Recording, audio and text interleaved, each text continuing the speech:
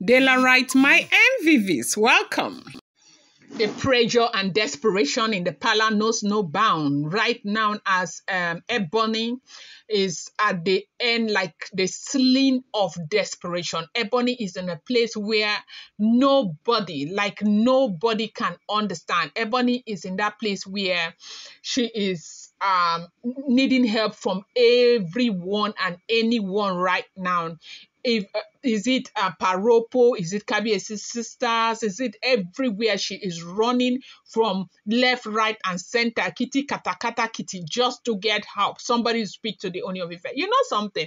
This is why, people will continue to say something. See, when you look at people who have this very long stretch of patience, do not take them for granted. Do not take them for granted. When you take certain people for granted, they get to a point where they are not able to amend, they are not able to adjust. Do you know that because of the things that has happened in that palace of the Ooni of Ife, people have called Kabiyesi a lot of names, unprintable names, because they were wondering, like, how can a king continue to allow these kinds of things to happen in the palace? Why is he allowing this? Everybody had something to say. You and I have come here, we have analyzed this, we have thought about it, we have wondered what is going on. How come Kabiyesi is not able to do something about all the things that these women are doing? We didn't know that Kabiyesi was waiting for the right time, and here is the right time. The right time has come. And do you know what is making it so difficult? He has been able to tie the hands of the elders. Everybody is tying their hands. Nobody is talking about divorce anymore. Kabiyesi is not talking about divorce. Everything that they want is, to be called wives to the Ooni of Ife. They want to always be them. They want the affluence, they want everything. They can still have it. Except for those who really knows the dynamics of the palace. A lot of people might not even know that all of these things are happening right there in the palace. The only thing that will make the difference is that they'll begin to see Queen Naomi with the Ooni of Ife. But other details as to whether the Oloris are happy or the Oloris are not happy may not be known to other people. Now, what is going on? Is it not the same Kabiyesi that will say one thing today and tomorrow it will change? Do you know why it is changing? Everything I don't even know what to say. It is the same Kabiyesi that will say one thing today, tomorrow it will change. He will say one thing tomorrow, next tomorrow it will change. Everybody is wondering, is it not the same Kabiyesi? What has changed? Why are things different? Like, why is everything the way it is now? It is a terrible situation right now in the palace because Kabiyesi is not backing down on his decision. People have come, people have spoken. People have spoken. They even went to go and meet Oba Fernandez in Lagos. That woman said that she had come like 2 times to, talk to the Oloris in the palace concerning this issue. They did not listen, that she's not going to be involved again. If the information is correct, that is what we have heard. They said Ebony, as I'm speaking to you, could hardly sleep the night before. She tossed from side to side on her bed, her eyes wide open, haunted by shadows on the ceiling. The date of the dreaded ritual is growing dangerously close. July 28 is no longer a distant threat. It hovers right before her eyes like a sharp knife waiting to drop. In the dark hours of the morning, she finally sat up, her heart pounding. Her sister laid beside her on a mattress on the floor, equally restless. Neither of them said a word, but they could feel each other's panic. It was like their shed blood carried the same urgent terror. By dawn, they had resolved to try one last thing. That morning, dressed in simple Iro and Boba to avoid drawing attention, Ebony and her sister and their uncle set out for Ile-Ise.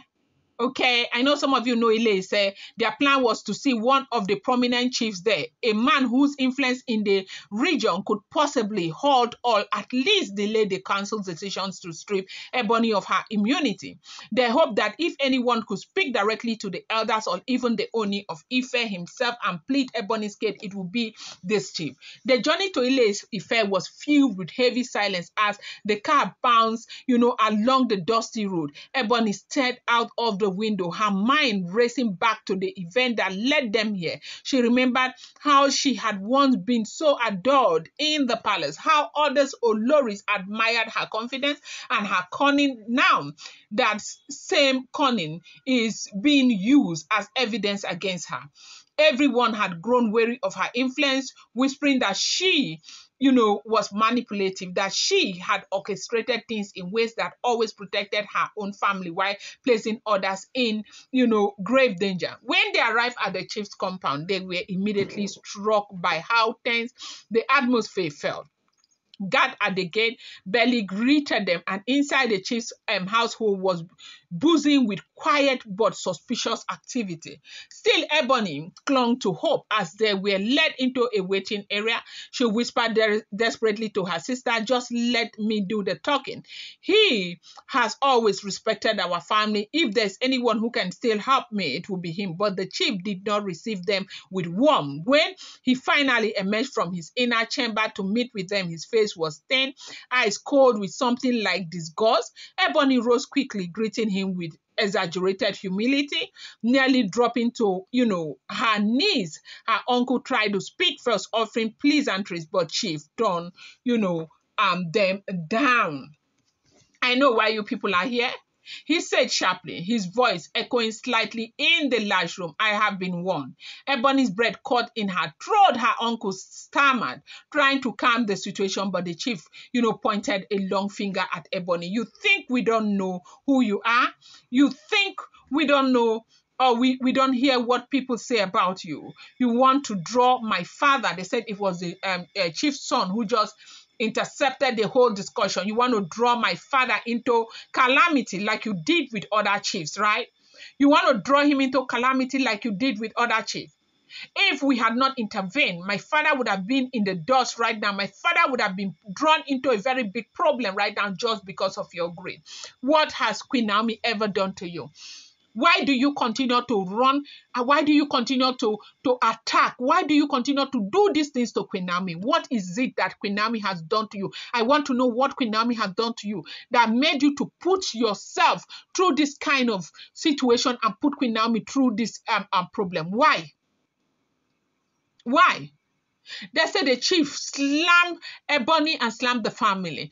In fact, it was the chief who now immediately, after saying what he had to say, kept quiet. The family of the chief, they came from nowhere, dragging Ebony like I passed my neighbor generator. Kick, that Ebony should leave, that they should leave. They want to drag Baba into problem, as if the Ile-Ife has not suffered enough. When they were telling them to stop, they say, "I come from a big family, I'm from a big family, I'm from a big family. How come you're running all over the place? Why is your family not there to support you right now? You think you married Kabiyesi?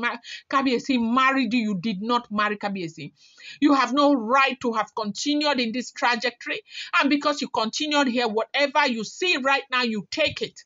Don't go about looking for people to, soak into your bloody fingers and, you cannot do this, and do not come back to our family house again." Now, you do remember that, of course, even up until now, she is wife to the Ooni of Ife. As of yesterday, she attended an event. It all looked good and everything. Now, bear in mind that Kabiyesi is not divorcing them. They will still be there if they want to be there. But it's just that, traditionally, they know that anybody whose immunity has been removed, the immunity has been removed. They just know that you're empty, you're just there. You'll be waiting for a day where perhaps things will change for you.